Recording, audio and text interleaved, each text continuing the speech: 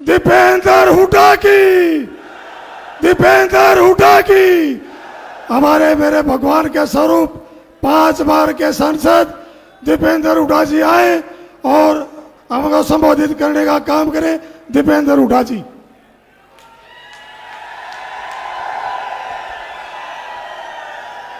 राहुल गांधी हमारे बीच में, हमारे आपके हमारे सबके नेता आदरणीय श्री राहुल गांधी जी, हमारे सांसद परम श्रद्धेय सतपाल ब्रह्मचारी जी, हमारे बहुत वरिष्ठ विधायक और यहाँ से कांग्रेस के प्रत्याशी जगबीर मलिक जी, बड़ौदा से कांग्रेस के प्रत्याशी इंदुराज भालू जी, सभी सम्मानित मंच। सबसे पहले मैं इस धरती पर, हमारे इस इलाके में पहुंचने पर जन जन की आवाज और भारतवर्ष के संघर्ष के प्रतीक राहुल गांधी जी का बहुत बहुत स्वागत करता हूं। आप सबकी तरफ से स्वागत करता हूं। राहुल जी, आपने जिस निडरता के साथ 10 साल इस तानाशाही भाजपा सरकार से टक्कर ली, असूलों पे ईमानदारी से जो आपने लड़ाई लड़ी, जो संघर्ष किया, जिस स्पष्टता के साथ संघर्ष किया, आज ये हरियाणा वाले सीधे हैं, सच्चे हैं। हरियाणा वाले ठगे जाते हैं। लोग, बड़े बड़े लोग आकर हमें ठग के चले जाते हैं।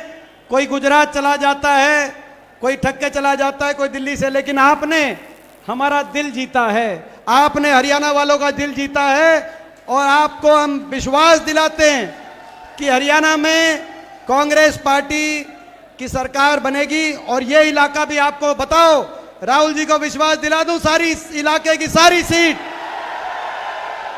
एक एक सीट राहुल जी आपकी सच्चाई पे, आपकी ईमानदारी पे, आपके संघर्ष पर एक एक सीट कांग्रेस की झोली में डालने का ये हमारा इलाका करेगा। क्योंकि बीजेपी ने बहुत नुकसान कर दिया हमारे हरियाणा का। आज देश में नंबर 1 बन गया हरियाणा, बेरोजगारी में देश में नंबर 1, महंगाई में देश में नंबर 1, अपराध में देश में नंबर 1, नशे में देश में नंबर 1 बना गया हरियाणा। आपस भाई को भाई से उलझा दिया। लेकिन हमारा भी नारा है, ये तोड़ेंगे और हम जोड़ेंगे, ये तोड़ेंगे और हम जोड़ेंगे। इस विचारधारा के साथ 36 बिरादरी, हर धर्म कदम से कदम मिलाकर एक उज्जवल भविष्य हरियाणा की तरफ आगे बढ़े। जिस सरकार ने इतना अन्याय हरियाणा पे किया हो, जिस सरकार ने हर वर्ग को नजरअंदाज किया हो, जिस सरकार ने 750 बीजेपी की सरकार ने 750 जानों की कुर्बानी लेने वाली ये सरकार, हमारी बेटियों को दिल्ली की सड़कों पे घसीटवाने वाली ये सरकार, कर्मचारियों सरपंचों पे लाठियां बरसाने वाली ये सरकार, गरीब आदमी की सारी योजनाओं को समाप्त करने वाली ये सरकार, 5 अक्टूबर को जब वोटिंग पड़ेगी हरियाणा में तो बीजेपी की ये सरकार जाएगी और कांग्रेस की सरकार जब वोट पड़ेगी हरियाणा में, ये राहुल जी हरियाणा को कच्ची नौकरी की राजधानी बना दिया। ये जो आप देख रहे हैं, कच्ची नौकरी की राजधानी बना दिया हरियाणा को।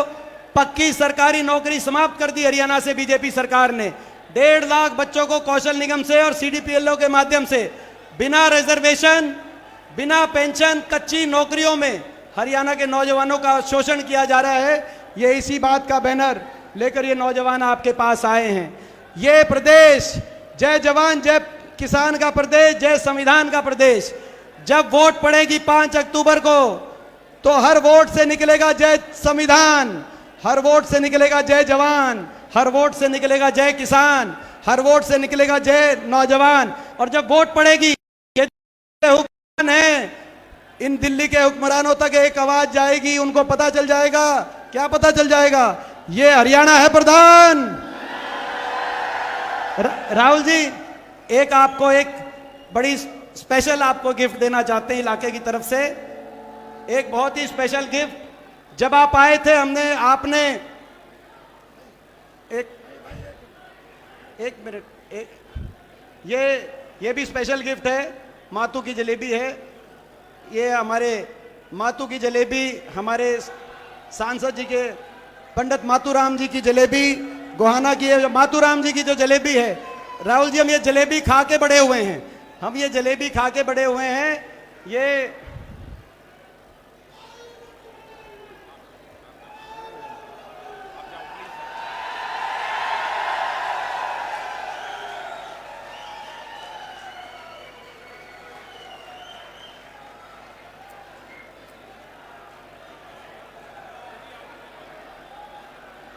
ये हमारा कल्चर है राहुल जी। ये पंडित मातूराम जी की जलेबी हम लोग बचपन से खा। एक स्पेशल गिफ्ट और इस इलाके की, आप आए थे यहाँ पर, आपने हमारी खेती किसानी देखी थी और आपने खेत में जीरी लगाई थी जी। वो जीरी अब चावल का रूप धारण हो गया और वो जो उस खेत का चावल का कट्टा, राहुल जी, मलिक साहब एक मिनट, जिस खेत में आपने जीरी लगाई थी राहुल जी, वो चावल अब चावल का कट्टा बन गया। उस खेत का जमींदार हमारा भाई संजय, और ये जो चावल लेकर जिस वो खेत में आपने जीरी लगाई थी, ये आपको भेंट कर रहे हैं हमारे भाई संजय।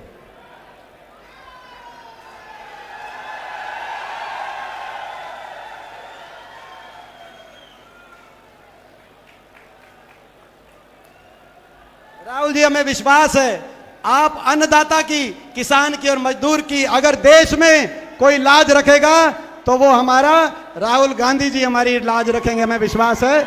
मैं इन्हीं शब्दों के साथ मैं आग्रह करता हूं, जन जन की आवाज, हमारे नेता जिनके नेतृत्व में पहले चंडीगढ़ और उसके बाद दिल्ली में आपको प्रधानमंत्री बनाने तक हम ये लड़ाई लड़ेंगे। राहुल गांधी जी आएंगे आपके बीच में जिस घड़ी का आपको इंतजार था। राहुल गांधी, दीपेंद्र हुड्डा, सतपाल ब्रह्मचारी जी, स्टेज पे कांग्रेस पार्टी के सीनियर नेता, हमारे प्यारे कार्यकर्ता जिनको मैं टाइगर कहता हूं, शेर कहता हूं,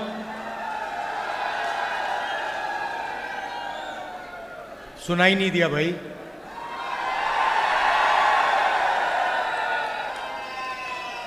अब काफी साल हो गए मैं राजनीति में हूं और मैं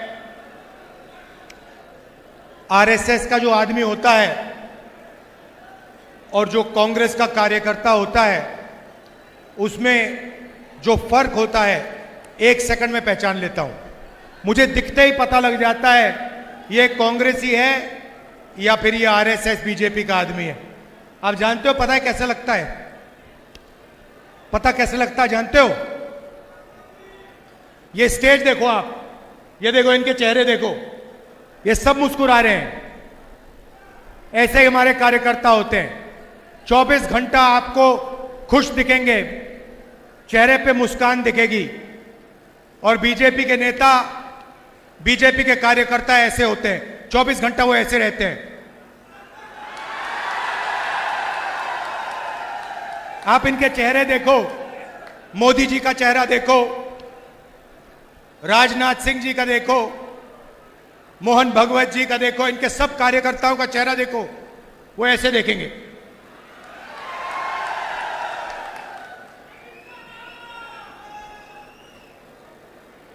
पता नहीं अजीब सी बात है, गडकरी जी मुस्कुराते रहते हैं तो वो थोड़ा अलग है, बट सारे के सारे इनके जो नेता हैं, इनके जो कार्यकर्ता हैं, 24 घंटा ये गुस्से में रहते हैं। और हमारे जो टाइगर हैं 24 घंटा मुस्कुराते रहते हैं, चेहरे पे सुख होता है। अच्छा, अंदर दर्द हो, अंदर दुख हो, मगर चेहरे पे दुख नहीं दिखेगा, डरते किसी चीज से नहीं है। यह कांग्रेस पार्टी का कार्यकर्ता है, आप जानते हो। अच्छा, कुछ साल के लिए बीजेपी वालों ने आक्रमण किया, थोड़े से जो कांग्रेसी डर गए, वो भाग गए, आपने देखा होगा। मगर ये लोग नहीं डरे, किसी से नहीं डरे, आप भी नहीं डरे। तो कांग्रेस का कार्यकर्ता खुश रहता है, जनता की आवाज सुनता है और डरता किसी से नहीं है। इसीलिए मैं उसे टाइगर कहता हूं, शेर, और हमारी शेरनियां भी दिख रही हैं यहां पे। भाई और बहनों, लड़ाई इसकी है। ये संविधान जो है ये अंबेडकर जी की देन है, महात्मा गांधी जी की देन है, और इसी के लिए कांग्रेस पार्टी लड़ी थी। कांग्रेस के हजारों कार्यकर्ता इसके लिए मरे हैं। और आज यही सवाल है। सवाल यह है, बीजेपी इसको खत्म करना चाहता है। जो भी वो करते हैं इसको कमजोर करने के लिए करते हैं। चाहे वो अदानी की मदद हो, अग्निवीर योजना हो, जो भी इनका काम है ये इसको कमजोर करने का काम करते हैं। और जो भी हम करते हैं, चाहे कॉन्स्टिट्यूशन की रक्षा, चाहे मनरेगा हो, भोजन का अधिकार हो, किसानों का कर्ज माफ हो, जो भी हम करते हैं हम इसकी रक्षा करने के लिए करते हैं। यह फर्क है। वो चाहते हैं कि अंबेडकर जी की मूर्ति रह जाए, अंबेडकर जी की मूर्ति के सामने वो हाथ जोड़ते हैं, मगर फिर 24 घंटे जो अंबेडकर जी का सपना था उसको नष्ट करने में, खत्म करने में लगा देते। लड़ाई इसी बात की है। और आज मैं आपको यही बताने आया हूं कि राजनीतिक लड़ाई आज हिंदुस्तान में विचारधारा की लड़ाई है। यहां पे दो विचारधाराओं की लड़ाई है। एक आरएसएस, बीजेपी, जो इसको खत्म करना चाहते हैं, जो जाति जनगणना नहीं चाहते हैं, जो रिजर्वेशन को खत्म करना चाहते हैं, और दूसरी तरफ कांग्रेस पार्टी जो इसकी रक्षा करती है। मर जाएगी मगर इसकी रक्षा करेगी। जिन्होंने आपको रिजर्वेशन दिया, जो रिजर्वेशन को 50% से आगे बढ़ाने का काम करने जा रही है, और जो जाति जनगणना का वायदा करी है और पूरा करेगी उस वायदे को। तो लड़ाई इन दोनों शक्तियों के बीच में है। और हरियाणा इस लड़ाई में, इस बड़े युद्ध में एक युद्ध है। अभी आपने मुझे जलेबी दी, कहां है जी, लाइए वो।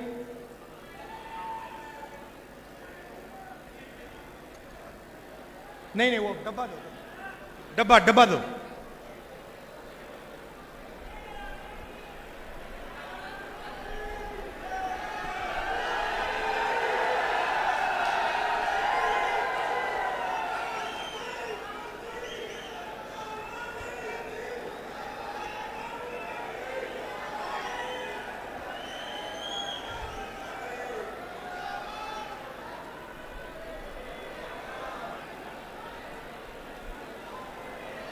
सॉरी थोड़ा टाइम लग रहा है।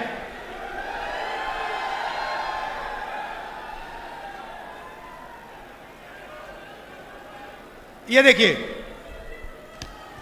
ये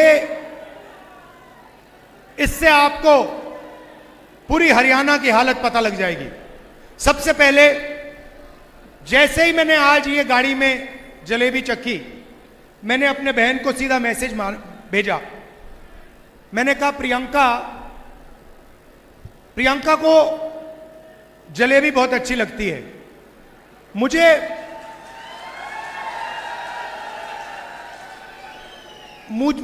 आमतौर से दूसरी मिठाई अच्छी लगती है, मगर जैसे मैंने ये जलेबी चखी, मैंने प्रियंका को सीधा मैसेज मारा। मैं पढ़ लेता हूं जो मेरे फोन पे है। मैंने कहा, प्रियंका, आज मैंने अपनी लाइफ में सबसे अच्छी जलेबी खाई है। लिखा है यहां पे कि मैंने अपनी जिंदगी में सबसे अच्छी जलेबी आज खाई है। मैं तुम्हारे लिए आज शाम एक डब्बा लाने जा रहा हूं। अब इसमें हरियाणा के एक व्यक्ति का खून पसीना है। पूरा कॉन्सेप्ट उन्होंने बनाया, सालों से ये काम कर रहे हैं। फैक्ट्री में एक दिन 10,000, 20,000, 30,000, 50,000 लोग काम कर सके।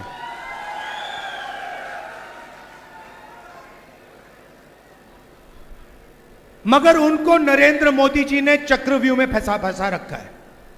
जैसे यहां पे महाभारत में, कुरुक्षेत्र में अभिमन्यु को फंसाया गया था, वैसे ही इन्हीं को, मथुराम जी को चक्रव्यूह में फंसाया गया है। कैसे फंसाया? सबसे पहले नोटबंदी, उसके बाद गलत जीएसटी, उसके बाद अरबपतियों को, 2-3 अरबपतियों को बैंक का सारा पैसा पकड़ा दिया। अगर आप इनसे जाके पूछेंगे कि भैया बैंक से आप पैसा मांग सकते हो, लोन ले सकते हो, और मशहूर आदमी है, अगर आप इनसे पूछोगे ये कहेंगे नहीं भैया, बैंक हमें कर्जा नहीं देगा। बैंक तो हिंदुस्तान में आज अदानी और अंबानी को ही पैसा दे सकता है। वहां नहीं बात रुकती, इनको फिरौती की कॉल आती है, बाहर देश से कॉल आती है, एक्सटॉर्शन किया जाता है, 5 लाख 10 लाख रुपए मांगे जाते हैं, डराया जाता है, धमकाया जाता है।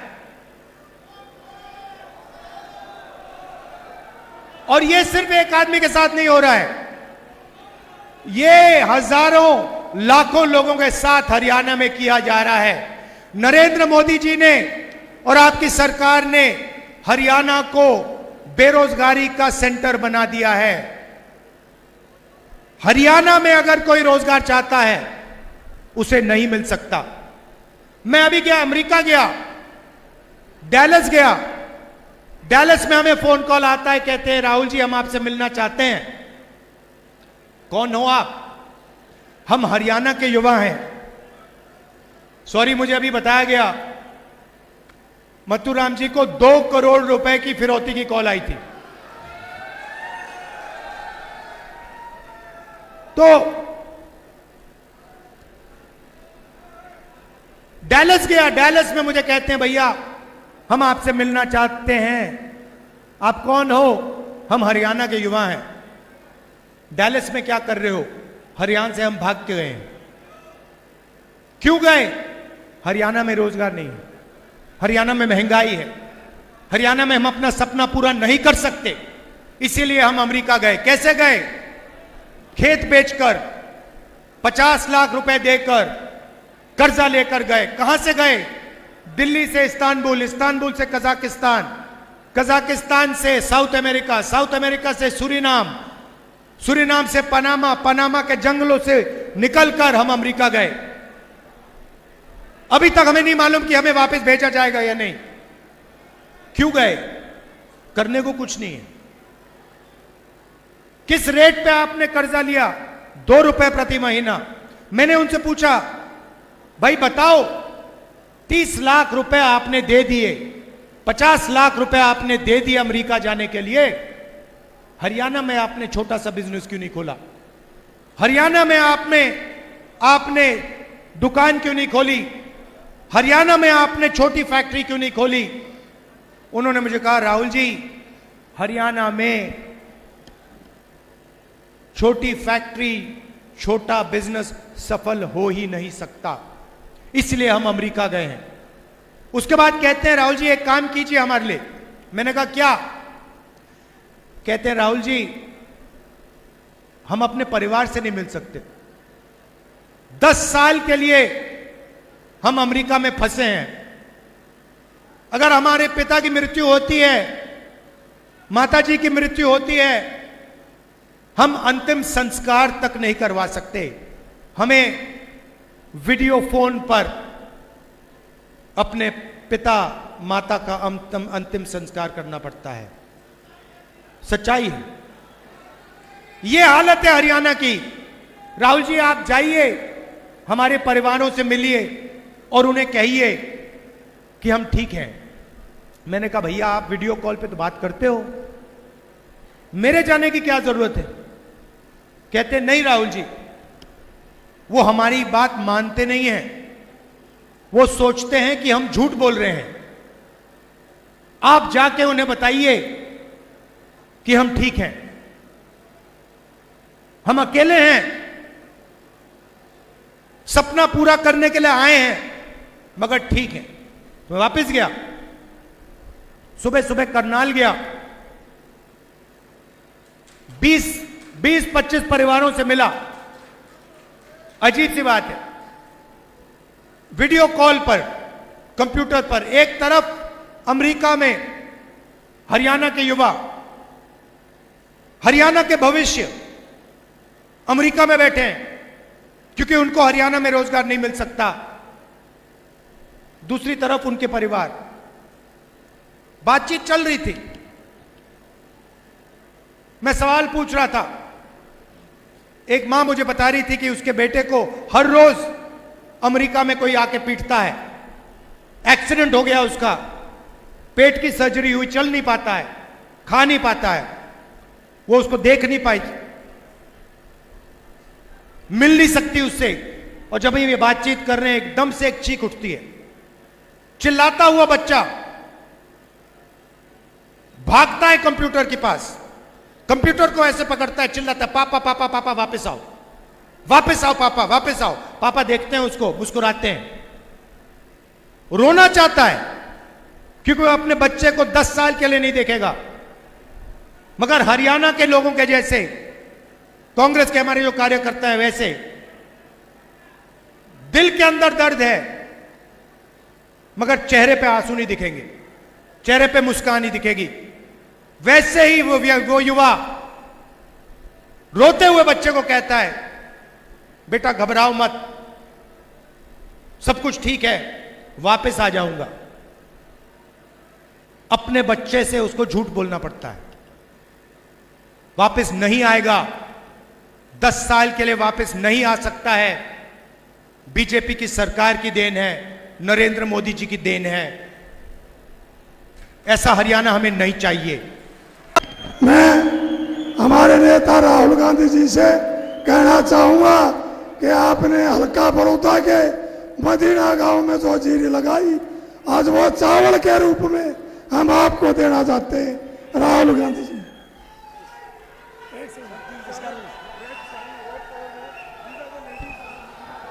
अब मैं